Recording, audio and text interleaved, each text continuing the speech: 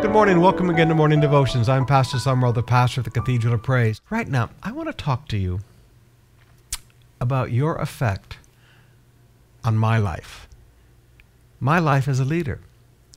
Your effect upon your parents as leaders, your effect upon your connect group as leaders, your effect upon the pastor of your church as a leader.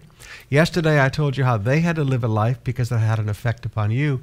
Now let me talk to those of you who follow leaders. In chapter 2, Paul says in verse 19, "For what is our hope, our joy, or the crown in which we will glory in the presence of our Lord Jesus when he comes? Is it not you? Indeed, you are our glory and joy."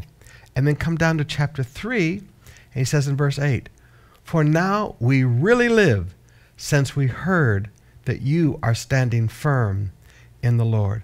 How can we thank God enough for you in return for all the joy we have in the presence of our God because of you? You often hear me say that I think I have the best job in the whole world. I get to be the pastor of the Cathedral of Praise. I've been your pastor for coming up on 38 years. And I would tell you, you bring Sister Bev and I absolute incredible joy. Now, what is our source of joy? Because you give us things? No, we really don't like it when you give us things. That's uncomfortable. Please, I know, be a better receiver, Pastor.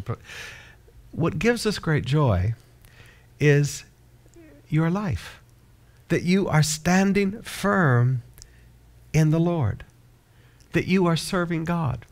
When I see these young people becoming leaders, when I see these young people standing firm in the Lord, when I see these young people of the second and third generations in our church up there worshiping and leading the people in worship, when I see you as a businessman taking a stand to live right, I just sit back and would you look at these folks?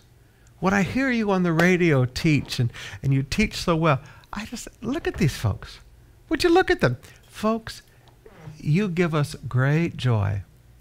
Not by your wealth. You give us great joy by your relationship with God. When Sister Bev and I get to sit back after all these years and watch you and your children, and in many cases your grandchildren, standing firm in the Lord and serving God, you give us incredible joy.